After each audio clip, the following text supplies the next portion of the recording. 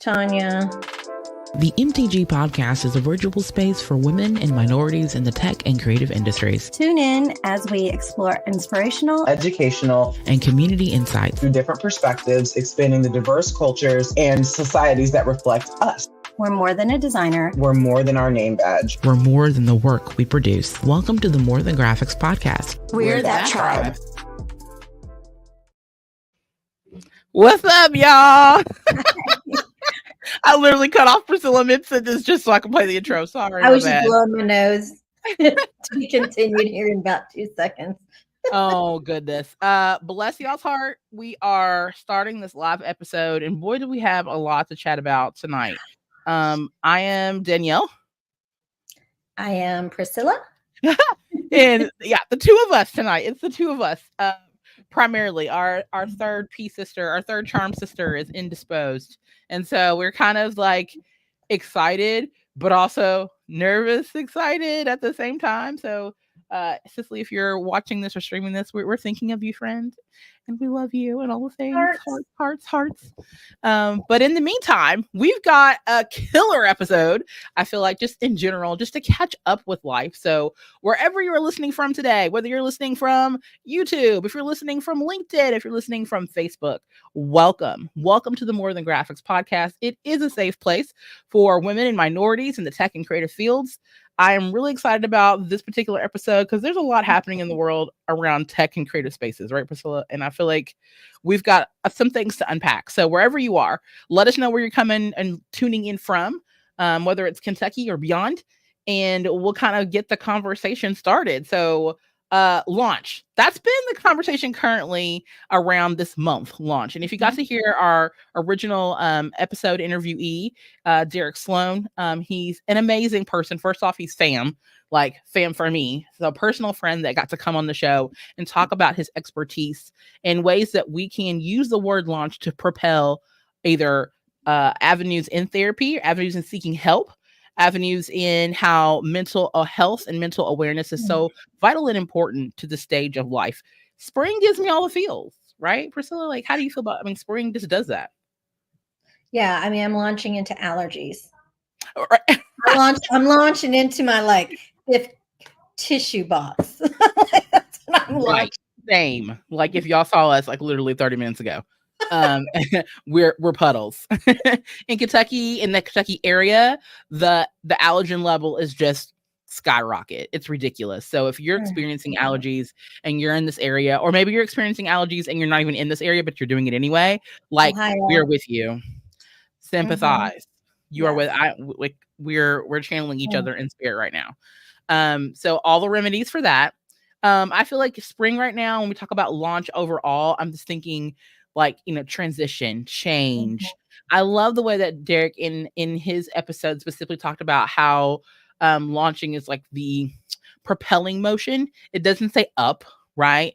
It's just like a propelling motion. And I think that is so true to how we as women and minorities in the tech and creative spaces, we need to really wrap our minds around that. It's not about going a certain direction. It's about moving, period, right? The movement of something. I think that kind of goes straight into how life is right now. Priscilla, how is life right now in your side of the world? There's so much going on that we don't have enough time. But I mean, it's all good things. Like I think I have talked about the progress. I had surgery in December, and I'm still not 6 months in, but that's what this little thing was.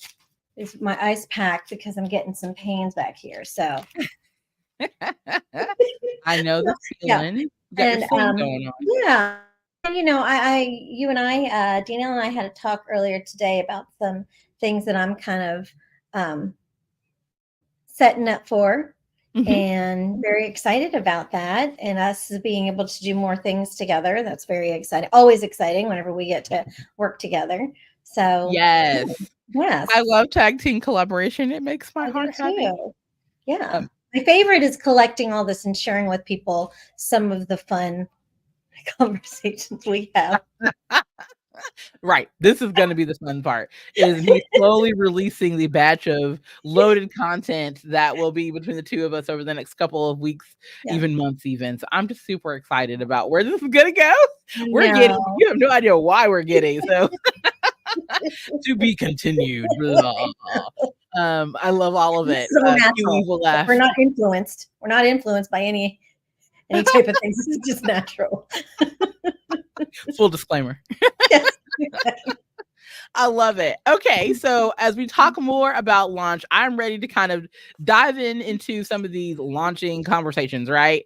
The topic is launch. We're going to launch these conversations tonight discussing various topics across the tech and creative industries and tech spaces. So the first topic we want to kind of bring up, as I mentioned before, I was super excited to kind of dive into some of these topics. Let me get to the first one, which would be topic one, which is Shay Can't Stay. If you guys watched the Amanda Seales interview with Shannon Sharp, there was just so many things to unpack for me from watching that episode, watching that particular interview. And if anyone else of color watched, especially as a woman, watched this episode, I'm sure there were some takeaways that made you kind of either triggered or upset, or just really scratching your head as to why certain questions are being asked, why other questions aren't being asked, the just in general, the body language between Shay and Amanda Seales. All the things, like there's just so many layers to unpack. But the biggest takeaway I feel like I took from that, especially for those who didn't get to watch, and for Priscilla who was catching up today, like my biggest takeaway was the clear standoff-ish behavior from someone who was clearly more intelligent than the other person in the room, specifically a woman. And so I feel like we see this dynamic happen almost all too often, especially amongst Black women or women of color anyway, where we step into a room, we voice our opinions, we articulate ourselves, and yet somehow it just gets somehow misstrued or not as communicated well, or comes off as if we're being a quote unquote way when really we're just being our authentic selves.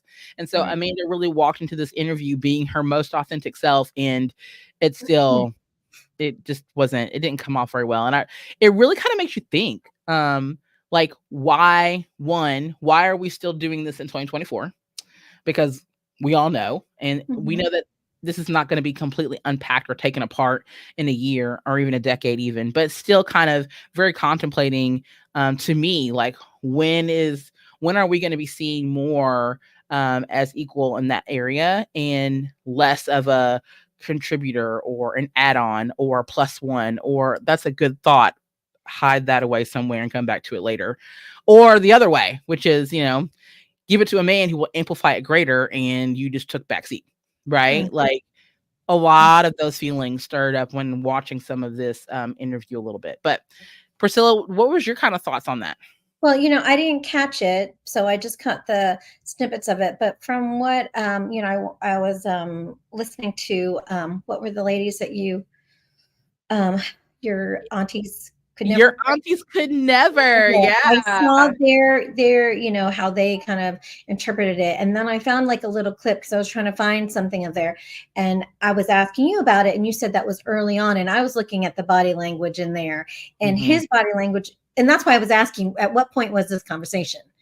Because at first, what I gathered from that short amount of space that I saw, he was sitting kind of at the edge of his seat and he was just kind of like,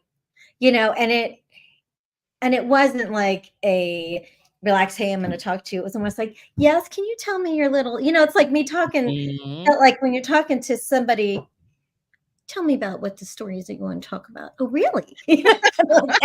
That's at least the body language that I got from that short amount of time, which I think, you could.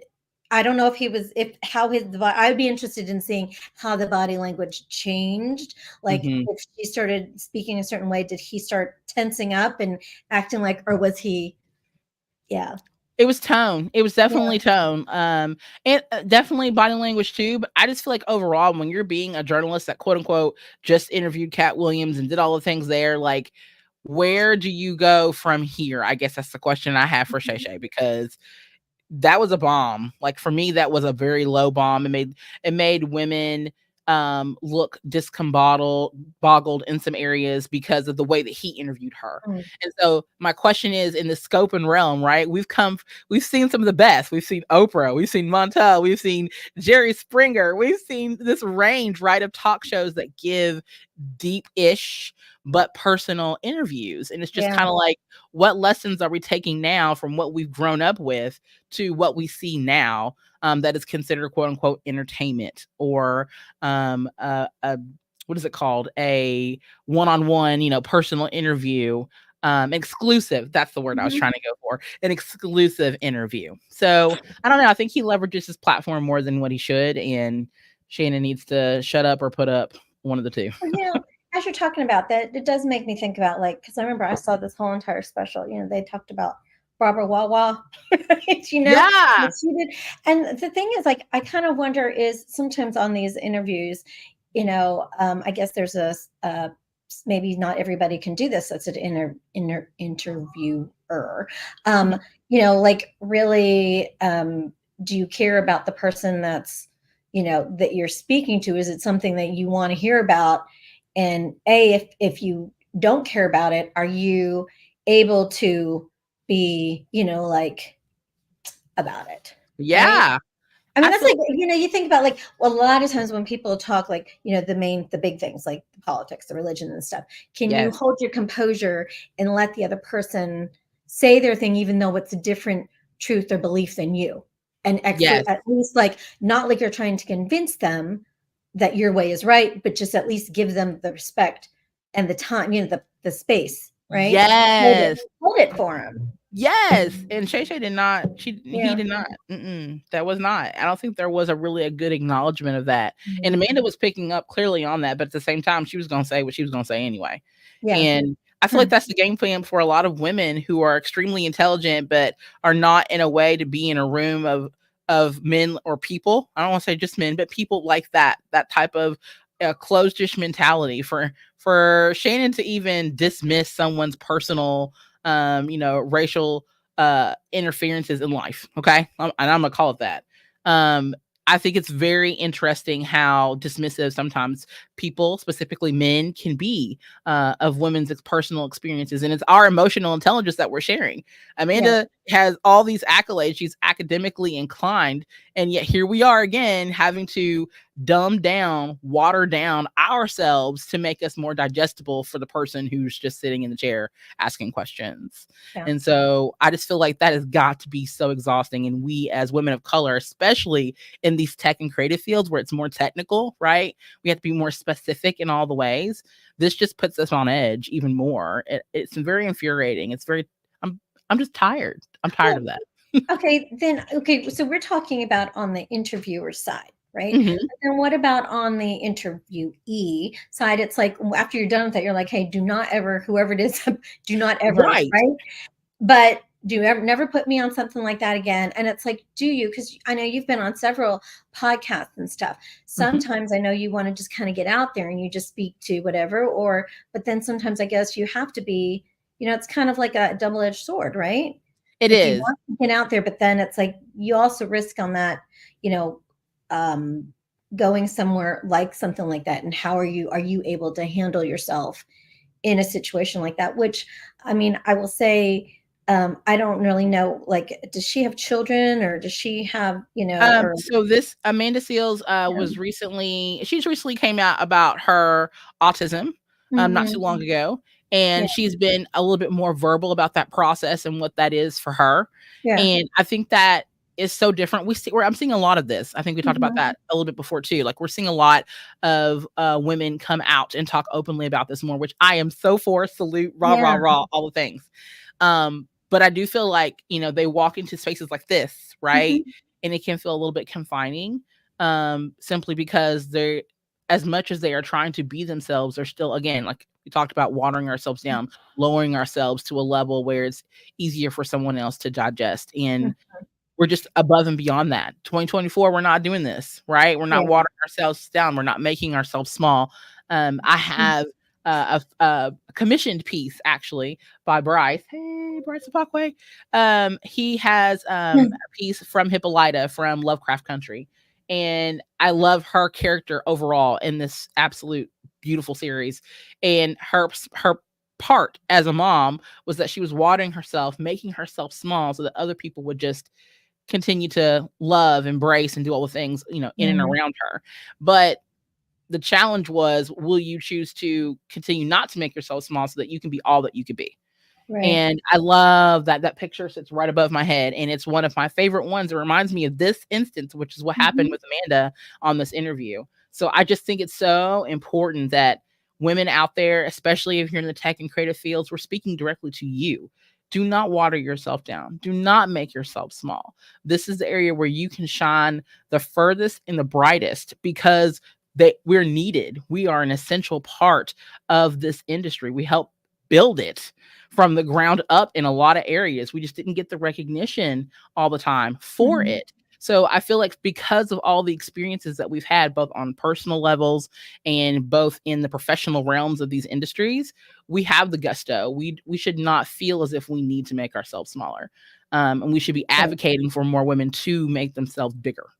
Right? Well, yeah, because we do have in those senses, because I know I've said, like, sometimes I have felt like when I speak in the past, I felt a lot more powerful than maybe where I am right now in my space. Right. But but the thing is like, we need to sometimes, we do kind of show that we can do that, to be like, to inspire or to influence or be an example for somebody else.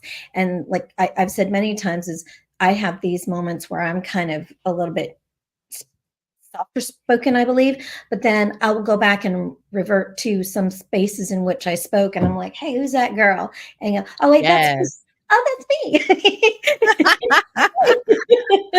So I mean, and it's nice, so because we can have those other people that are more visible to go and look to. But I think it's also nice to have people in either in our level, so it looks more attainable. Yes, that's a good point. Even then, so I like the fact, like, if there is something, because did I have this? Oh, I was talking to somebody else about it. Like, there is a difference. I heard somewhere, talking about like parenting, and they were saying there is a difference between having your children have self-confidence and self-worth. Like, that's different, or something like that. Now my brain just paused. But I mean, the thing is, like, you can self-esteem and self-confidence. Like, and I was trying to explain it to my daughter. It's like, well, you can have self-confidence. Like, I can say I'm the best graphic designer in the world or whatever. I'm really good at that. But then at the same time, I can also be like, but I'm not really that, like other things. And they were saying that it is more, this person was saying it's more important for you to have that confidence. Actually, they were saying the self-confidence more so, because I feel like that self-worth we do that all the time. Like, I may even still, like, if I have those episodes where I'm feeling really down, I'll go, man, I just don't know it. But at the same time, I can go, but I do know that I'm, I do know this. Yeah, so I think this is perfect. This is a perfect segue, actually, going into our next topic. Doing the segues. You are so good. I have a script or something. So our next kind of topic is this algorithm of authentication. So we talk a lot. You and I are both creatives in this area. I'm a little bit more on the techie side. You're a lot more on the creative side. And I think it's really cool that we can still talk about how we leverage social media, how we push ourselves out there. Especially for you with Everyday Celebrations. Like, you do so much on focusing on the individual self and how you can bring your own personal self out through social media. And so I thought it was very timely that we talk about this article from Jennifer McDougall, who wrote an article on LinkedIn talking about 5 things that you could do to be your most authentic self in the social spaces. So I figured we can kind of go through the list of 5 things. Oh, yes. Okay, so I'm going to share my screen. Let me see if I can do that real quick. Have you done this before? I know, right? I'm like, I'm kind of nervous, but I'm going to try. Wait, close everything else out first. And then I'm like, it's here. I'm gonna make it happen. that's not the behind the scenes. The power of I authenticity. love this article. So yeah, I really thought it was really cool. It was really smart. This was back in 2023. Let me just preface that, so it's not like absolutely new. But I thought it was so like relevant to us, like talking about these 5 steps. And so I just kind of wanted to like share that and let people know that it's available. We can share the link later in socials, but at least like you see it. Mm-hmm. So one of the things that she mentions is to share your story, and we do this almost on a regular basis, right? We're constantly sharing our life, which is a part of our story. But I feel like for me, especially when it comes to working in social media overall, I'm constantly sharing my brand story. Now, people know me, and I think that because they know me, they better relate to my brand story. But how do you agree with that? Do you feel like sharing your story is like definitely one of the top 5? Yeah, I think so. But I mean, I think that's how, we talk about in her article, it talked about authenticity versus aesthetic, right? And, it's like, and really authenticity and being genuine is what, I mean, if you're trying to, like sell something that's either your thought or a product or a service, it's like, you got to share, because that's one is like people, if they get the information, it's like, okay, are you somebody that is trustworthy that I could believe in or whatever? Or also, is it somebody that I might want to work with?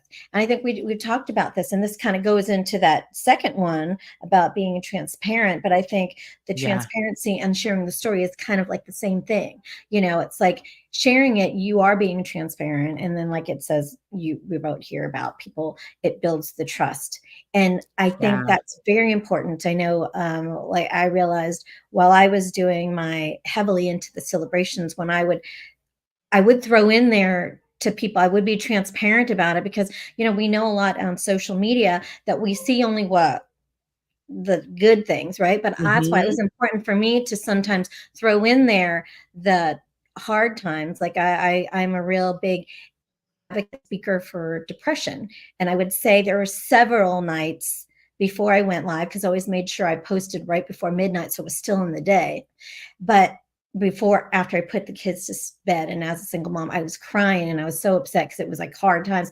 But I would go up there, and sometimes I would say maybe not during the live, but I have some that I would say, this was really hard, and I just did that. I know one particular time was the most difficult switch day that I had, and it happened to be, I think it was for Edgar Allan Poe Day. And so I was able to take that into what I was doing, because it's like it looked dark because it was a dark, thing.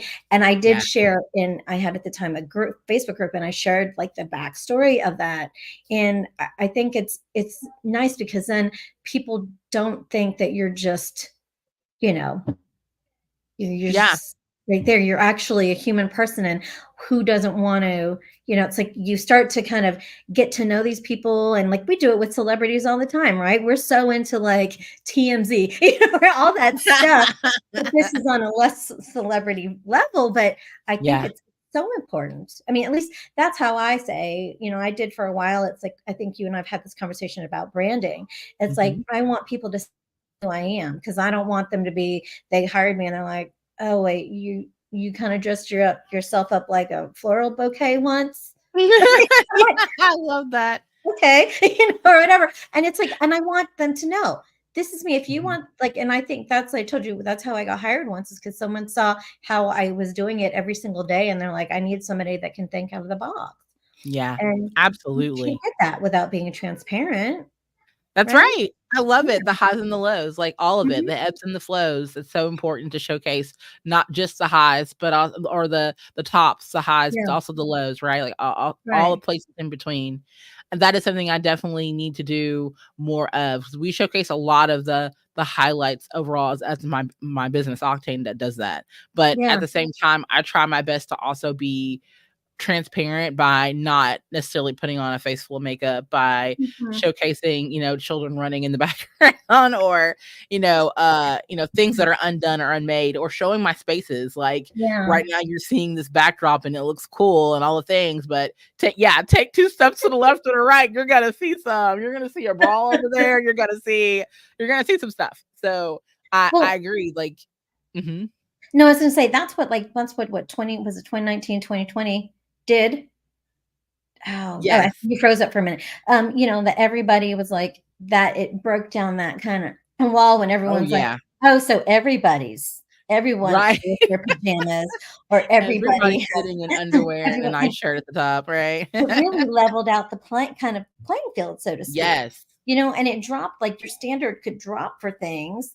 And it's like I said, when I was getting dressed up different, I was playing dress up like nearly every day. I didn't have to, I could be dressed up and then like 20 minutes later, I'm getting back and taking the bra off, putting the t-shirts and shorts on and stuff. Yes. So yeah, but love it. That was yeah. So what do you feel about this? The next one is engaging with your audience. Yes. And I feel like this is this like a test, because I feel like for me, I need to engage more. Like I'm engaging some in areas, like I'm personally speaking out right now. Like my personal brand is just now starting to flourish at DanielleMedicine.com. And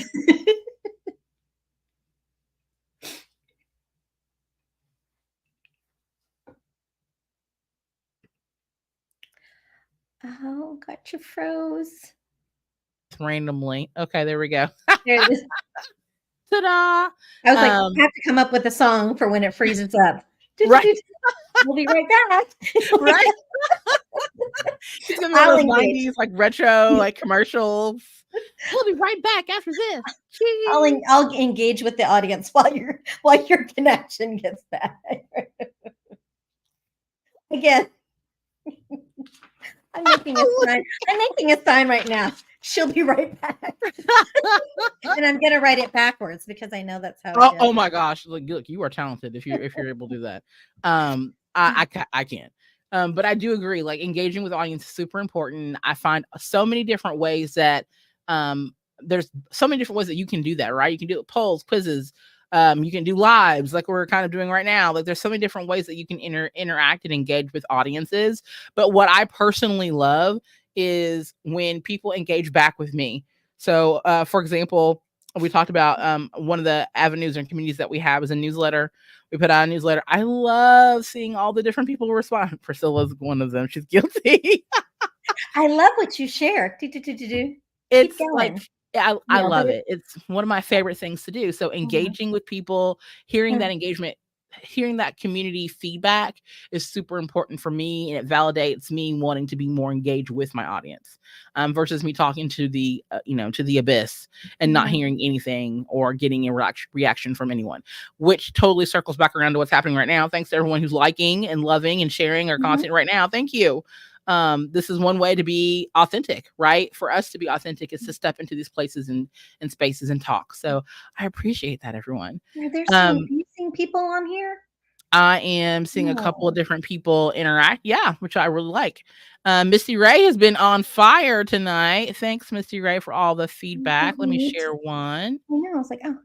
We've got Missy's talking about conversation, holding space for both people involved in the conversation. Yes, this is talking about Missy's somebody that I'm going to have to meet. Yeah, you are. Y'all two would seriously kick it off, like for real. Y'all gonna be some like design sisters. We'll be sharing Kleenex boxes.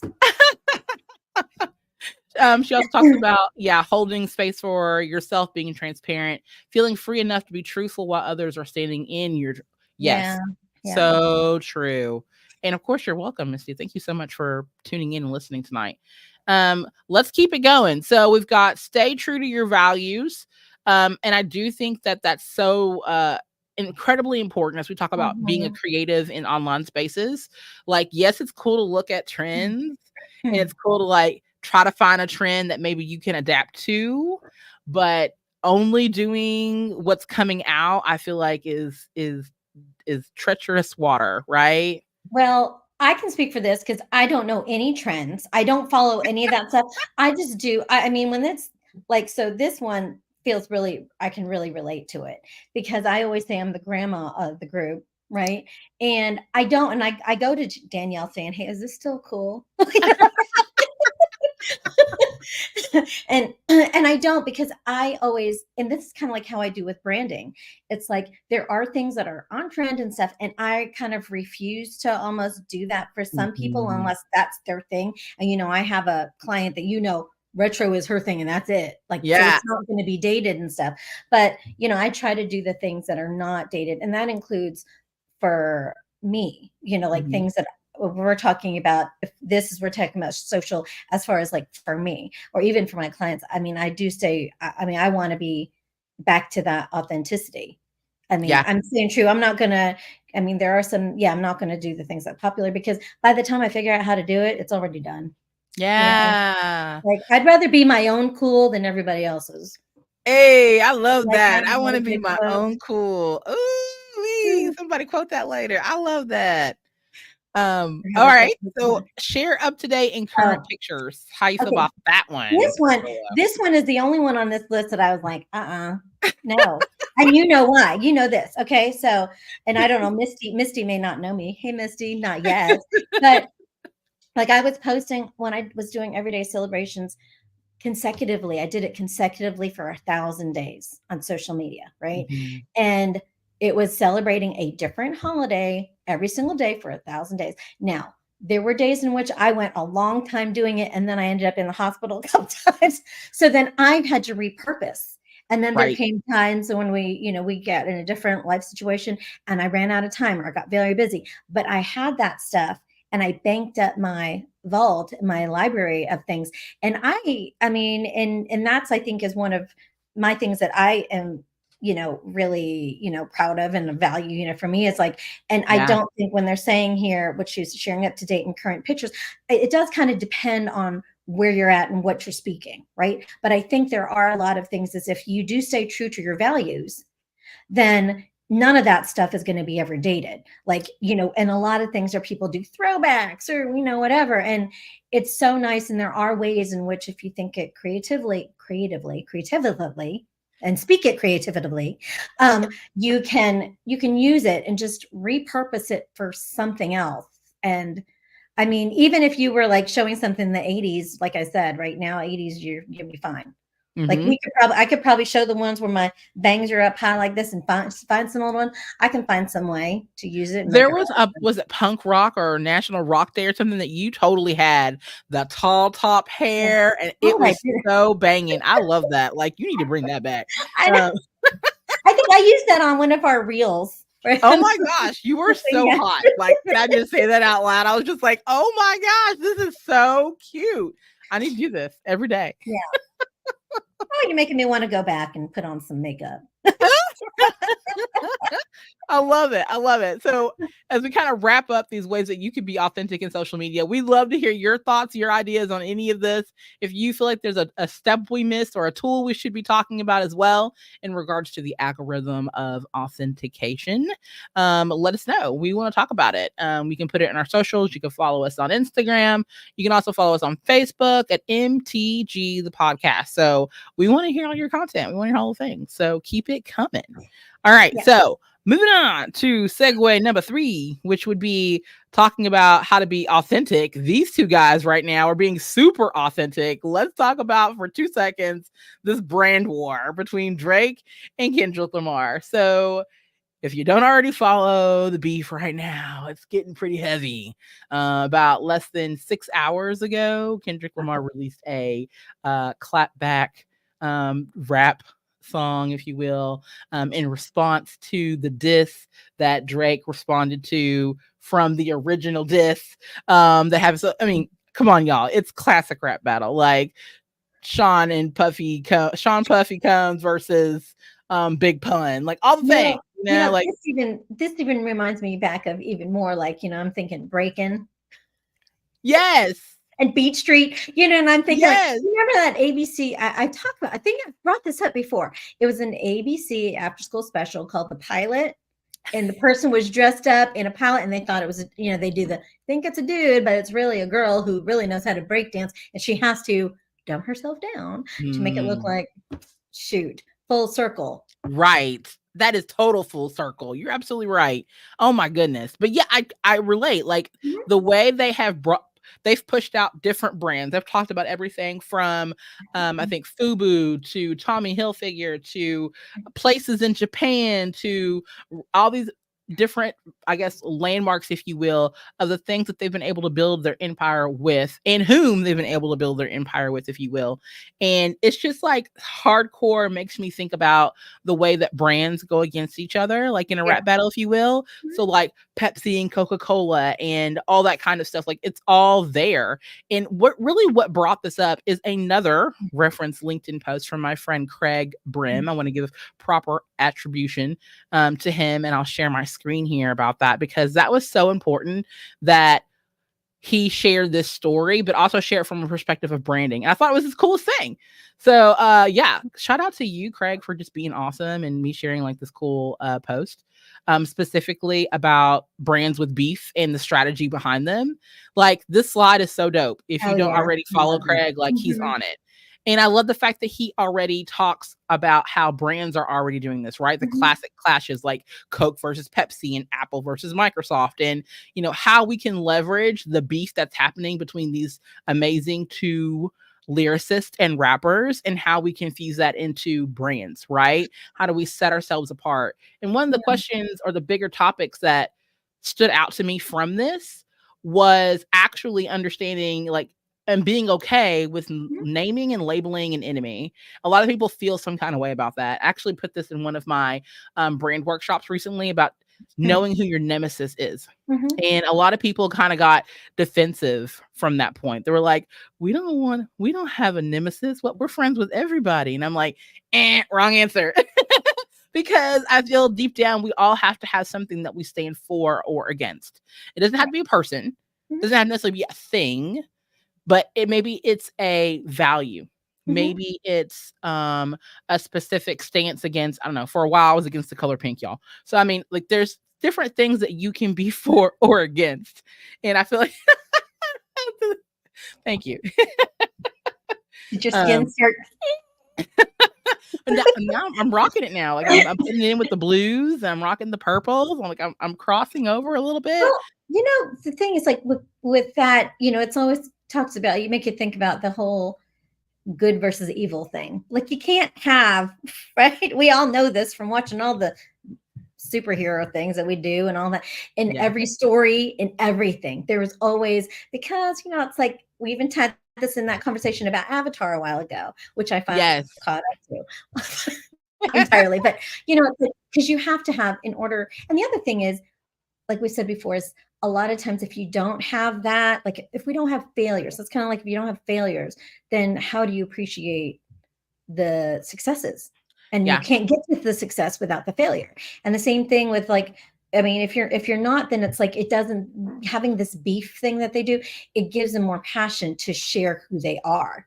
And to spread it, you know, I mean, and it's like, not necessarily like I'm better than you are, whatever. It's like, hey, this is what I do and you don't do this. And in some cases, it also makes me think of times in which, you know, I'm sure there's somewhere, if I could think, if I had long enough time to think about it, is where, you know, people would consider dueling people like working together. Oh, okay. Whitney Houston and Mariah Carey, when they did that one song, right? People are like, or with Christina Aguilera and Britney. Come on, all day, every day. And it's like those things. And people are like, that brings the people going, I want to see, you know, that's a milkshake, right?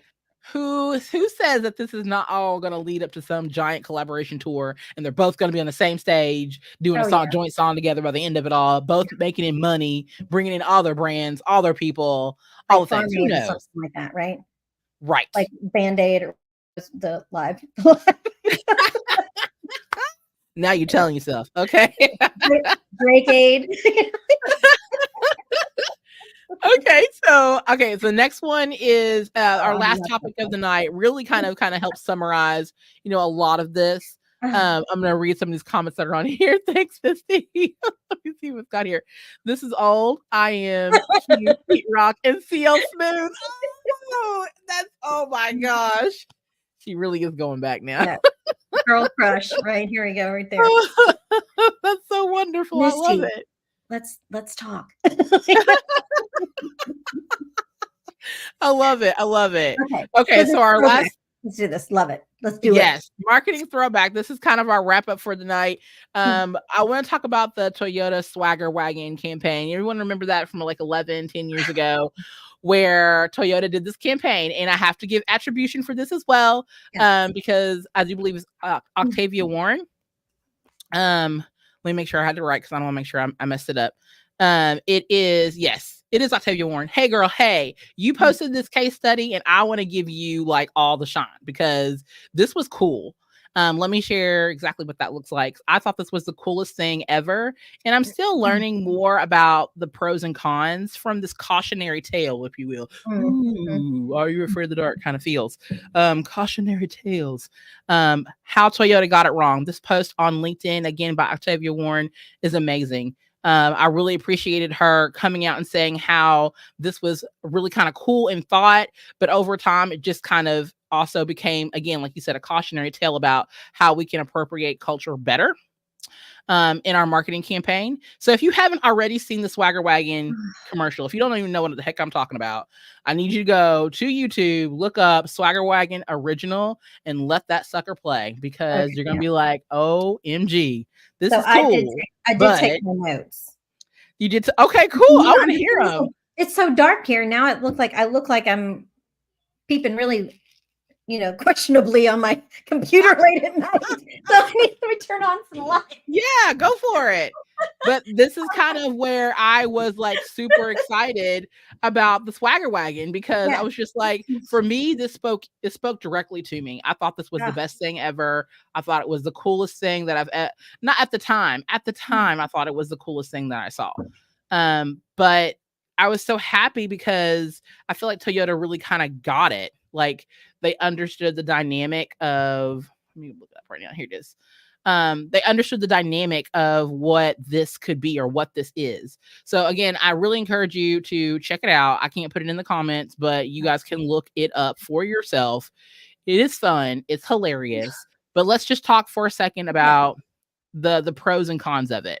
Okay. Priscilla, you saw it. What were your thoughts on this? Okay, so this goes back to thinking. I was looking up here our thing about the algorithm, right, of authentication. And it's like I thought that, well, first thing I told you when I saw it again, because I do recall I may have seen it, but it didn't. I just kept thinking the whole time that it's an SNL skit. Which we talked about, like if it was an SNL skit, it's perfectly fine for SNL to do it. But if anybody else did it, but I thought it was so funny because it was relatable in the fact that it kind of, we always do this, they have all these videos and stuff of like moms back in the, they do the throwback of what I was like back in college. And that's kind of what that was. Is like, to me, it was just saying, hey, these are when we're in the parents talking to the kids. I was cool, We all were. and I thought that was what I thought it was. It felt really good because like you think about if you went back to people's yearbooks, right? And you look back at them and you look at them now, you're like, there's a really small percentage of people that stayed true to the value, stayed true there. Right. But then other people, because you had to grow out or whatever life reason, you had to switch to what you were. But there is still that part inside of you that's just like, oh, damn, yeah, like that's how I feel inside. Yes. We talk about with the age, it's like, I feel like I'm like in my 20s, but my body is saying, break out the Bengay that we did took too many. Here's my ice pack during my podcast, and that's like, and it's so funny though. But then they also had the second one, right? That came back. Yes. I didn't like that one as much as the first one. I'm with you. I didn't even know about it until after that campaign was completely done. They even had a secondary one. So I went back and looked and I was like, oh, well, that's like an add-on, but the add-on wasn't as poppy or catch-on-y or as flavorful as the first one. And I think like art. Yes. and I think it's for two reasons. One is because the first one was done out of complete what is it called when you're inspired by something, right? Mhm. Art inspires art Mhm. inspires art. And so it was one of those situations where I was like, oh, they're inspired and they went on this whole tangent. That makes sense. But I think in the comeback of that, for the second round, it was like, oh, we need to acknowledge, right? And so when we acknowledge, we have to be inclusive. And I promise you, it gets me every time as a person, as a CEO. The more people you have to bring into the circle, the more convoluted and harder it gets to actually get a result that is absolute. And so I even struggle with this on a regular basis. And so it's one of those situations where it's like, how many voices do we want to put in here? And I feel like too many hands got in the cookie jar the second time around. And so this wasn't as strong of a campaign.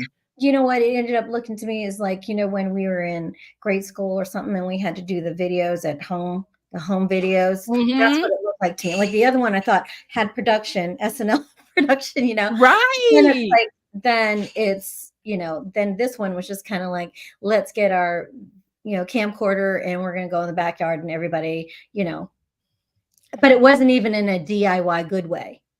That's what, yes, I agree. It was a DIB, did it.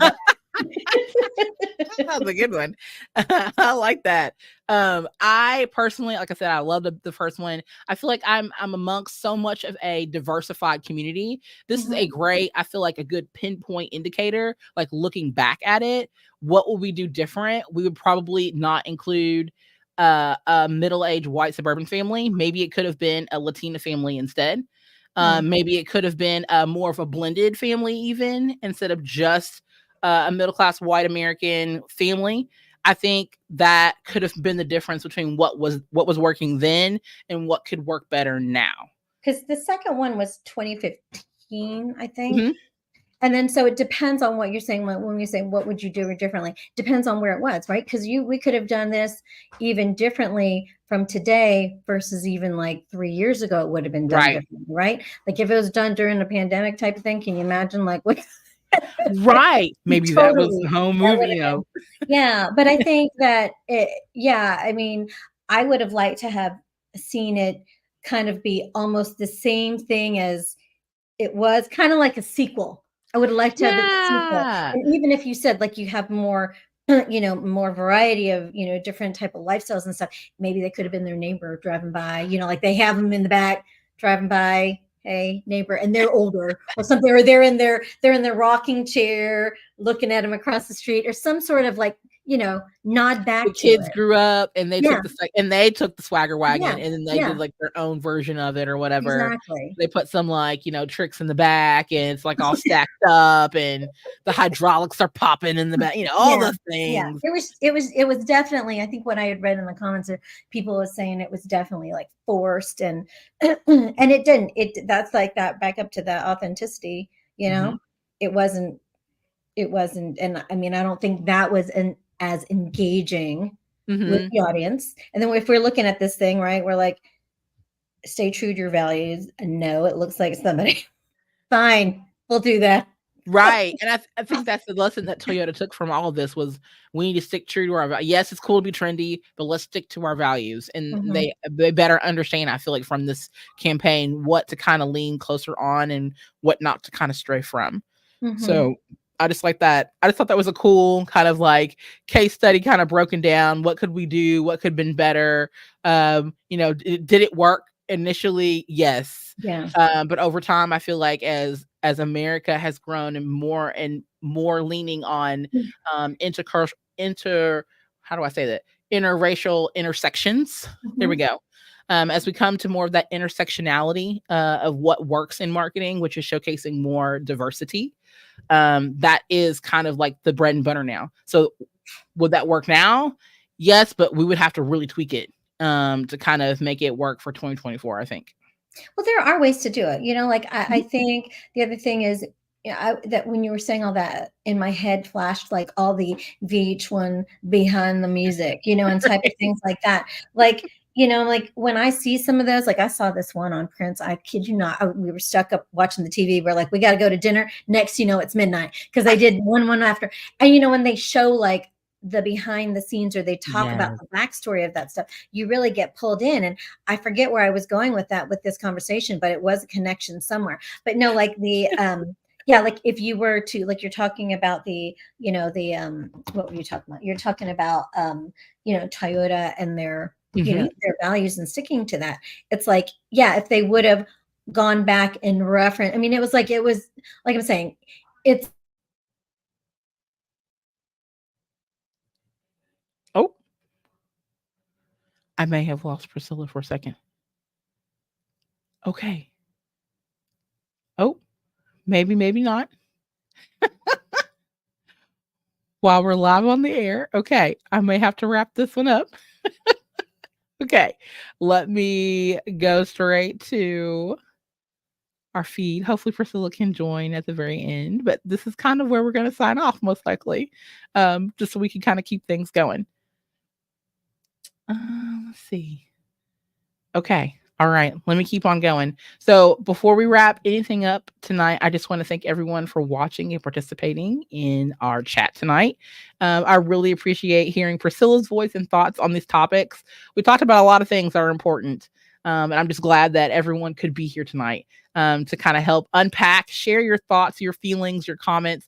I need you guys to continue to keep this up because the live tonight was really good and really on fire. So I'm just so thankful that all of you could be here tonight and share your thoughts and your feelings. So to wrap this up, thanks y'all for tuning in to the More Than Graphics podcast. For exclusive emails and comprehensive episode details, visit us at mtgthepodcast.com. And don't forget to connect with us on Instagram, LinkedIn, or Facebook by following MTG the podcast. So until we meet again, I'm sitting here in this chair reminding you that you are more than the work you produce. You are more than your name badge, and you are definitely more than graphics. And we'll catch you next time. Good night.